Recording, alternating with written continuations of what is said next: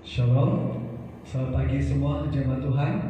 Pagi hari ini saya sangat gembira bersama-sama dengan saudara, dan pagi hari ini saya membuat rekaman ini di gereja kita, SIB Port Dickson. Kita boleh lihat latar belakang kita punya gereja hidup dalam kebenaran. Nah saudara, pada pagi hari ini saya sangat gembira bersama-sama dengan saudara dan saudari untuk mendengar firman Tuhan.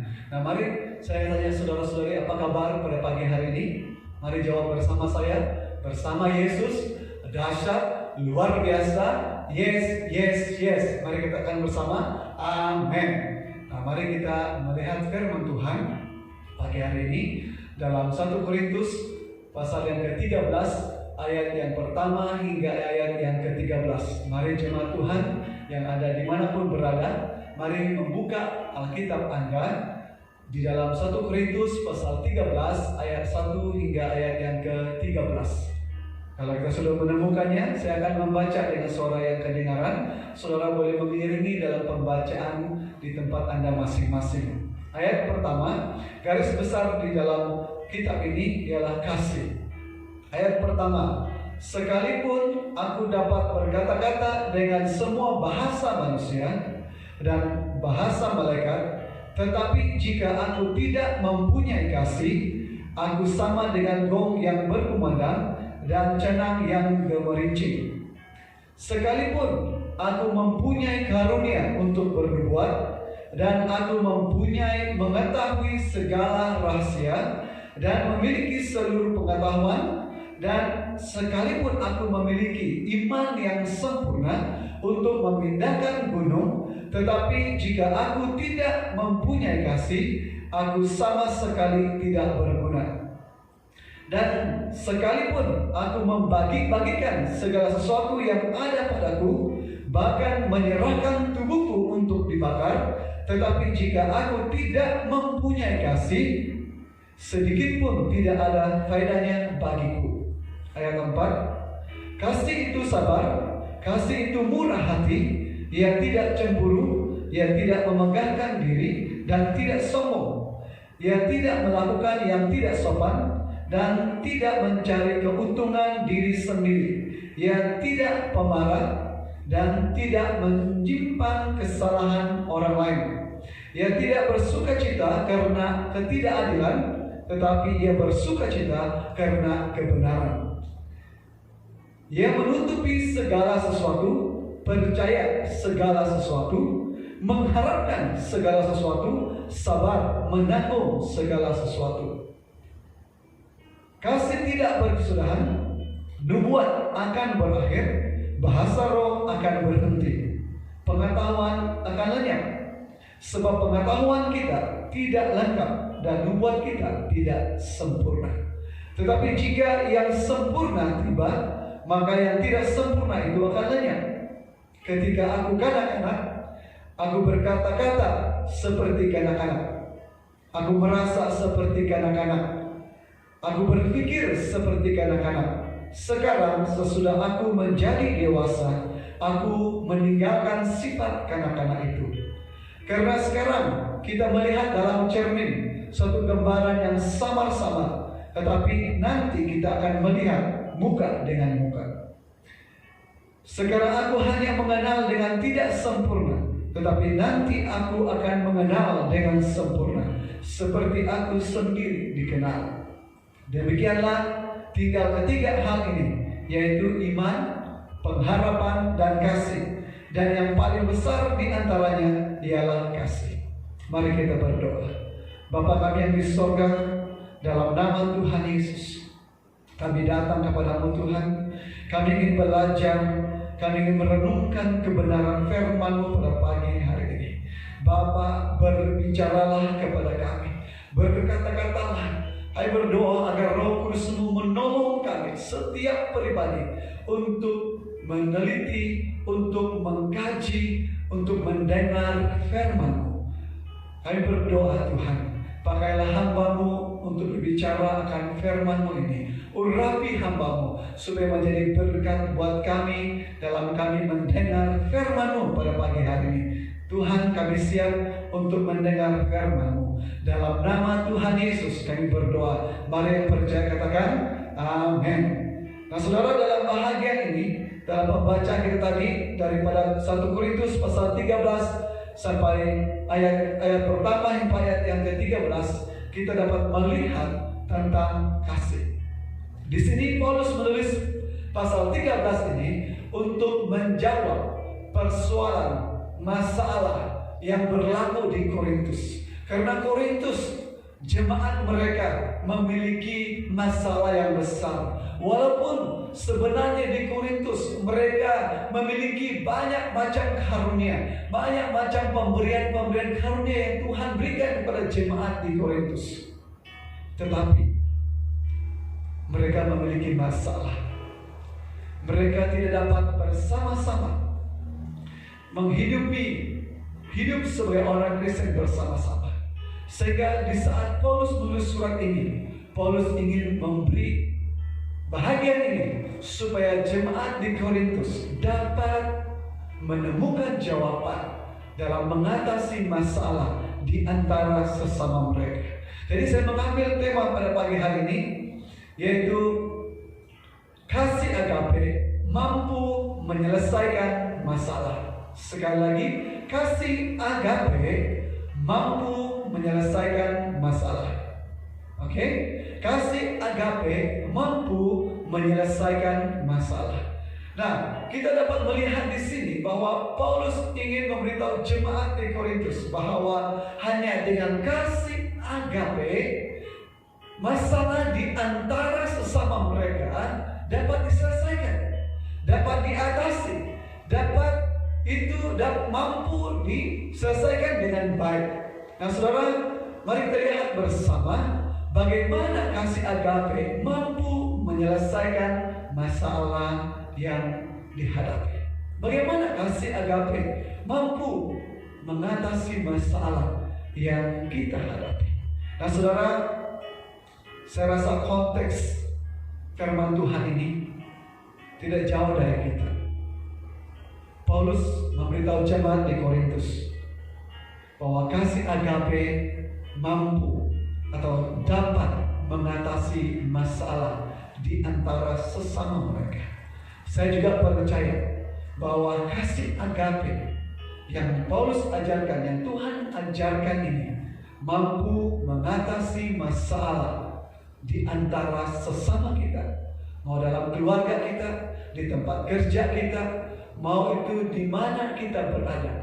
Apabila kita menghidupi, apabila kita hidup dalam kasih agape Tuhan, saya pasti kita mampu, kita dapat menghadapi, menyelesaikan masalah yang kita hadapi sehari-hari dengan kekuatan firman Tuhan.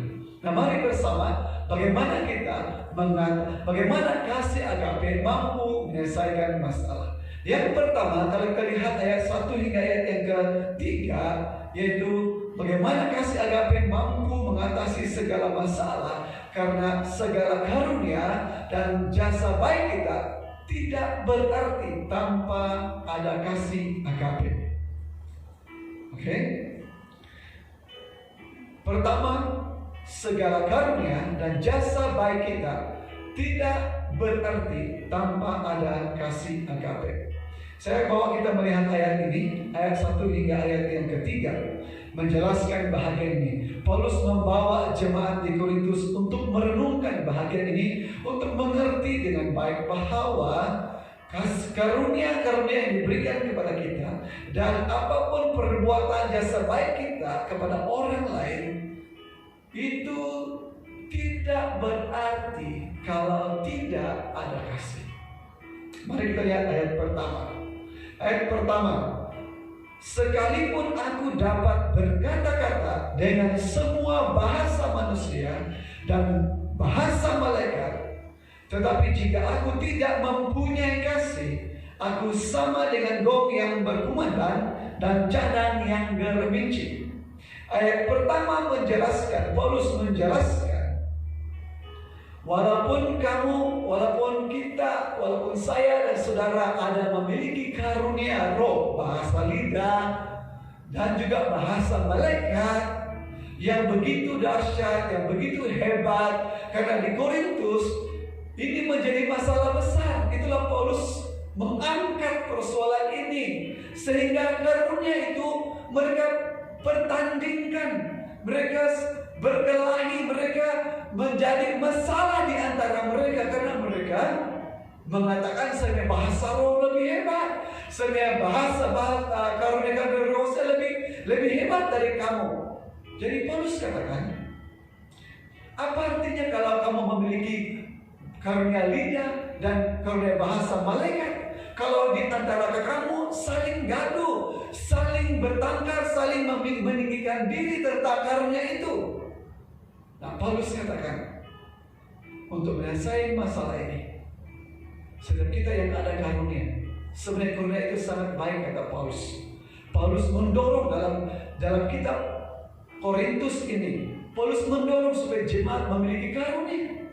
Karena karunia itu sangat baik, karena ia membantu membangun jemaat, membangun gereja Tuhan.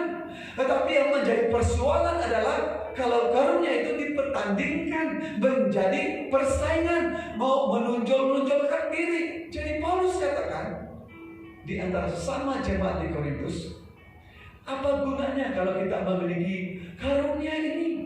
Karunia bahasa lidah, tahu bahasa malaikat. Kalau kita saling bertanding dalam hal karunia ini, sehingga tidak ada kedamaian, sehingga tidak ada sukacita di antara kamu. Paulus katakan, tidak gunanya. Ya seperti gong yang berbunyi, seperti tim kosong yang dipukul, yang bunyinya kuat, tetapi tidak ada maksud, tidak ada arti. Karena apa?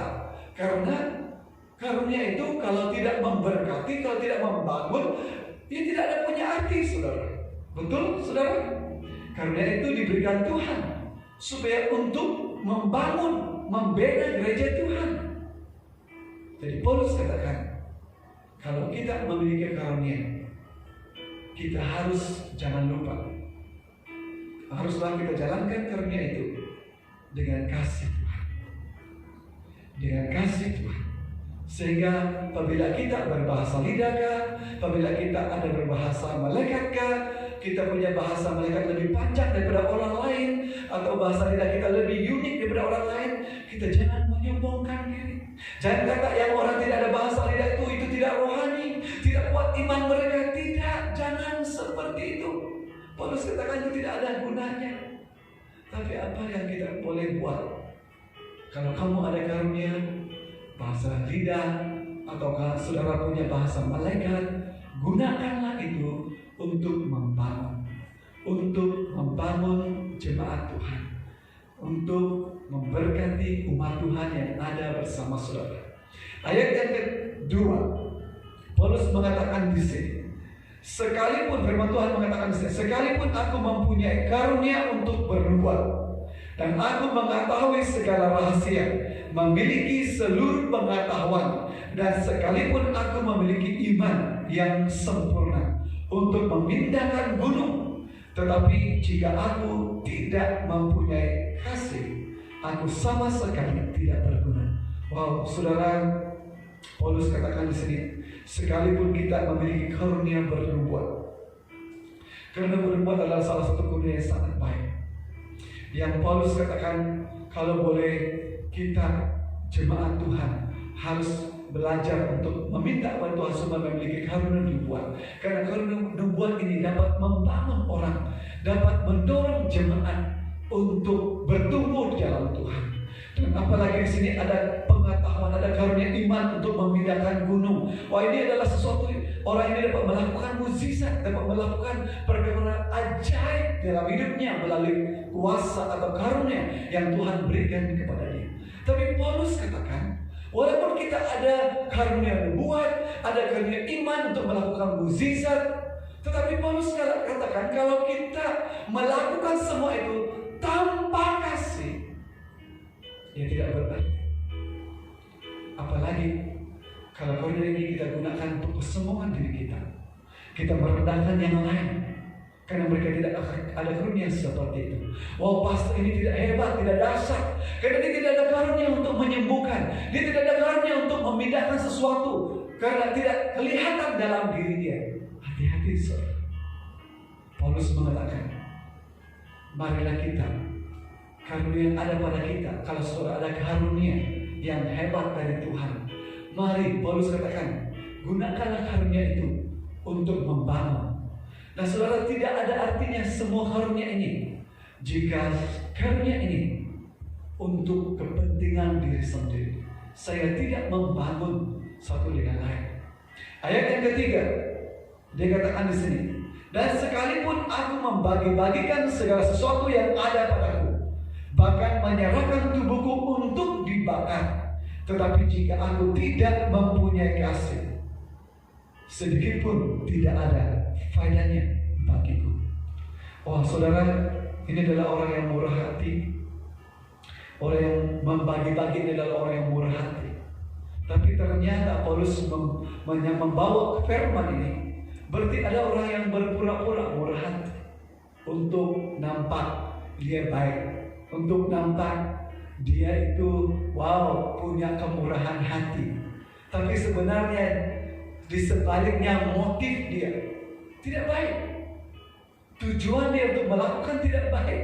Dia mau mendapatkan sesuatu daripada apa yang dia lakukan.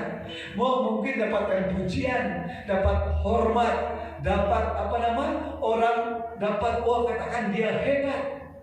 Ada motif di sebaliknya. Paulus katakan kepada orang ini, apa gunanya kalau kamu membakar dirimu untuk orang lain, tapi kalau kamu lakukan tanpa kasih, tiada kasih kamu lakukan hal ini, hanya mau menunjukkan kamu mampu melakukan, hanya menunjukkan kamu itu seorang yang kaya, hanya menunjukkan kamu seorang yang mempunyai kedudukan.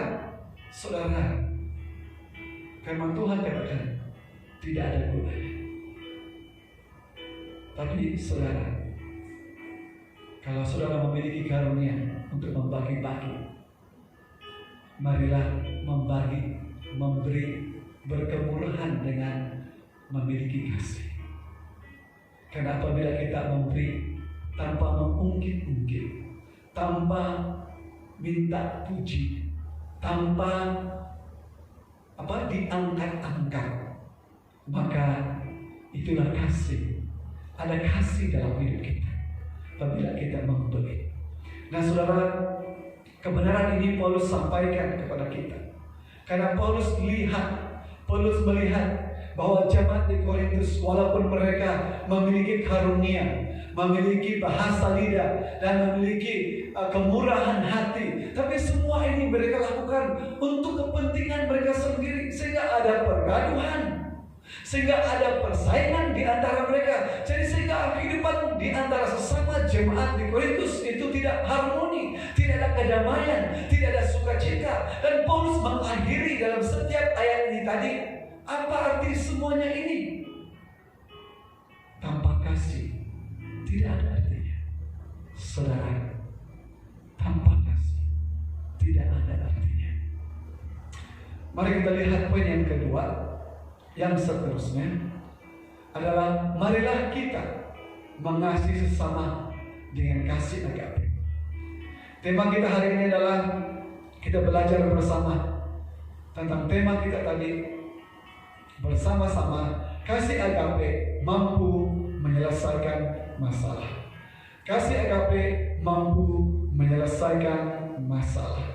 Nah saudara, dalam bagian ayat 4 hingga ayat yang ke-7 ini, Paulus ingin memberitahu, Paulus ingin menyampaikan firman Tuhan ini, di mana kasih agape dapat atau mampu menyelesaikan masalah yang berlaku di sebelum ini, di mana ada pergaduhan, di mana ada persaingan, di mana ada orang mau mengangkat dirinya dalam banyak perkara. Sehingga Paulus katakan kasih agape mampu menyelesaikan masalah. Ayat 4 hingga ayat yang ke-7. Mari kita lihat bersama ayat 4 hingga ayat yang ke-7. Kasih itu sabar, kasih itu murah hati, kasih itu tidak cemburu, ia tidak memegahkan diri dan tidak sombong. Nah kalau kita lihat ayat 4 ini, Paulus ingin memberitahu kita bahwa sifat kasih itu, kita harus memiliki sifat kasih ini di antara sesama kita. Yang tadinya berbagai-bagai persoalan dan masalah, saudara, di tempat kerja saudara, di rumah, di mana Anda berada, dalam menangani keadaan keluarga, menangani tempat kerja saudara, dan dimanapun. Firman Tuhan katakan, bagaimana kita mengatasi masalah itu? Yaitu dengan kita memiliki kasih dalam hidup kita. Kasih itu adalah sabar. Ada kesabaran dalam hidup kita. Sabarlah kita menghadapi perkara-perkara yang berlaku setiap hari dalam kehidupan kita. Seperti Paulus katakan, oh dia punya ini, ada ini, ada. Jadi kita harus sabar. Janganlah kita bergaduh karena hanya karunia-karunia dan sebagainya. Seperti Paulus katakan, sama juga dengan kita, saudara. Janganlah kita bermusuhan, bergaduh, membenci satu lain. Hanya hal-hal yang biasa berlaku dalam kehidupan kita. Dan saudara, apabila kita memiliki kasih itu sabar, kita dapat menghadapi segala perkara dengan baik. Yang kedua, kasih itu murah hati. Kasih itu murah hati. Kasih itu suka memberi tumpangan, memberi tanpa menuntut, tanpa minta balas. Oh, saya bagi kamu hari ini nasi goreng, saya rindu supaya kamu ingat saya bagi kamu nasi goreng, dan kalau boleh kamu bagilah balik saya nasi goreng. Itu bukan begitu, saudara. Kasih itu murah hati. Kasih yang murah hati itu, apabila kita berbicara murah hati, tidak mengungkit-ungkit, dan dia memberi dengan ikhlas dan jujur. Yang seterusnya, dia tidak cemburu. Kasih itu tidak cemburu. Kalau kita lihat yang lain, orang lain berjaya, orang lain punya itu dan punya ini, ataupun sebagainya, saudara, kasih, kalau kita memiliki kasih itu tidak cemburu. Dia tidak cemburu. Kasih itu tidak mudah cemburu. Karena kasih itu adalah kasih yang baik, kasih yang indah dari Tuhan. Tuhan mengajar kita untuk tidak cemburu dengan orang yang memiliki karunia-karunia, orang yang memiliki lebih baik daripada kita. Tuhan mengajar kita untuk tidak cemburu. Dia tidak memegahkan diri. Kasih tidak memegahkan diri. Dia tidak menunjuk-nunjuk. Dia tidak mau memegahkan dirinya. Kasih itu, saudara, punya status yang sangat sederhana. Dia tidak menunjuk, dia tidak memegahkan diri. Dan dia tidak sombong. Hampir sama, memegahkan diri dan tidak sombong. Dia tidak sombong, angkuh, sombong. Apabila kita sukses atau berjaya, janganlah kita sombong. Kasih itu tidak sombong, saudara. Ayat kelima, dia tidak melakukan yang tidak sopan. Kasih itu tidak melakukan yang tidak sopan. Jadi marilah kita menghidupi kasih supaya kita melakukan apa yang baik. Karena saudara, berlaku banyak perkara di antara kita. Jadi marilah kita berlaku dengan sikap yang baik. Janganlah kita melakukan yang tidak sopan dalam hidup kita. Tidak mencari keuntungan diri sendiri. Jangan melakukan segala sesuatu dengan mencari keuntungan diri sendiri. Apapun yang kita buat, janganlah mencari keuntungan diri sendiri. Ya, tidak pemarah. Kasih itu tidak pemarah, saudara. Dia tidak menyimpan kesalahan orang lain. Kasih itu tidak menyimpan kesalahan orang lain. Kalau saya melihat ini, saudara, firman Tuhan ini memberi jawaban kepada banyak kita. Banyak krisis, banyak masalah, banyak problem yang kita hadapi dapat diselesaikan kalau kita memiliki kasih Tuhan dalam kehidupan kita. Karena di sini mengajar kita untuk tidak menyimpan kesalahan orang lain. Ia tidak pemarah. Wow. Ayat yang ke-6, ia tidak suka. Ia tidak bersukacita karena ketidakadilan, tetapi ia bersukacita karena kebenaran. Dia suka akan yang benar dan dia tidak suka akan ketidakbenaran. Dia melakukan apa yang benar dalam hidupnya. Ia menutupi segala sesuatu, percaya segala sesuatu, mengharapkan segala sesuatu, sabar menanggung segala sesuatu. Jemaat Tuhan yang dikasihi, mari kita dalam ayat 4 hingga ayat 7 ini, mengajar kita semua jemaat Tuhan untuk memiliki kasih agape Tuhan ini. Supaya apabila kita menghidupi kasih agape Tuhan ini, kita dapat menghadapi, kita dapat melalui, kita dapat bertahan, kita dapat mengatasi masalah-masalah yang berlaku dalam hidup kita sehari-hari pada waktu ini. PKP kita sudah diperpanjangkan, memerlukan kita, mungkin hobi kita sudah tidak lagi dapat kita lakukan. Anak-anak kita merasa bosan di rumah. Kita sendiri merasa tertekan karena sudah tidak dapat kemana-mana. Tapi saudara, mari kita memiliki kasih Tuhan. Kasih Tuhan itu sabar. Dia percaya segala sesuatu. Dia mengharap segala sesuatu. Dia tahu Tuhan bekerja dalam segala sesuatu dalam hidupnya. Karena dia memiliki kasih yang dari Tuhan. Amin saudara. Pada pagi hari ini, saya rindu supaya jemaat Tuhan, kita jemaat Tuhan menanam, memiliki kasih agape Tuhan ini. Supaya kenapa? Supaya kita dapat, saudara, dapat menyelesaikan masalah di antara sesama kita. Kenapa Paulus menyampaikan bahagian ini tentang kasih Tuhan ini? Karena Paulus lihat bahwa jemaat di Korintus memiliki persoalan masalah di antara sesama mereka. Bukan kepada Tuhan, tetapi kepada sesama mereka. Mereka punya krisis yang tidak baik.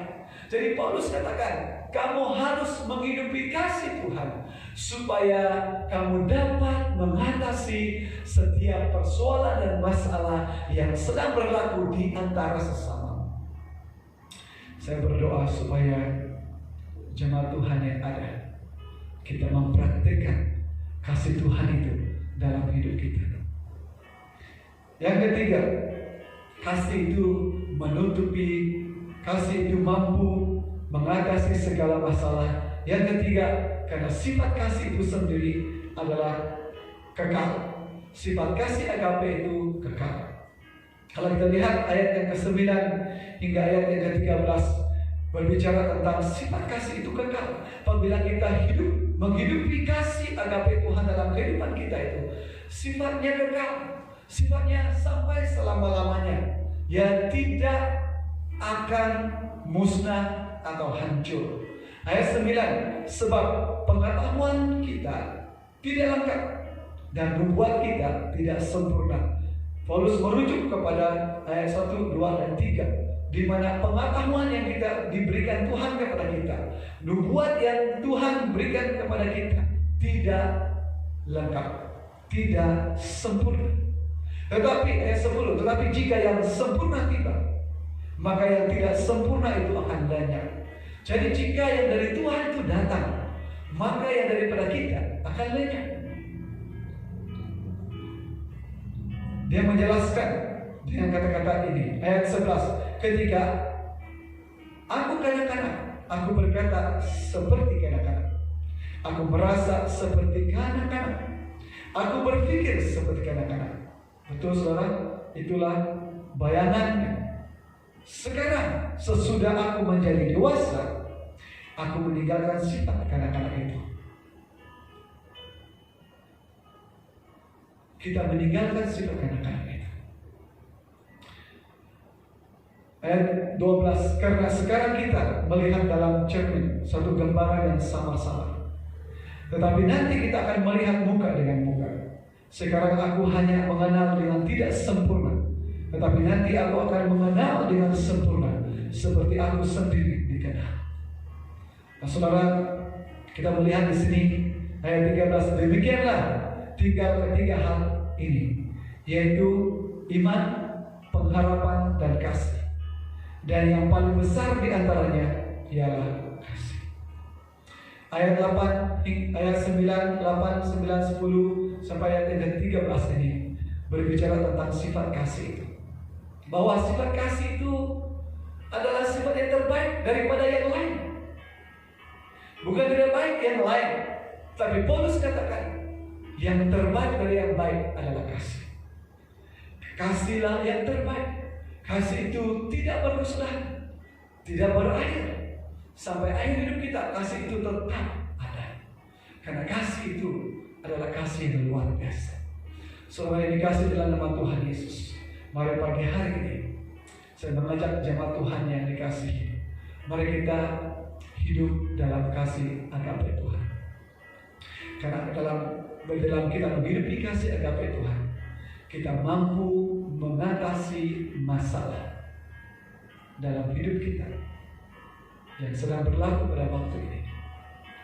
Saya tidak tahu apa yang berlaku dalam hidup saudara pada waktu ini.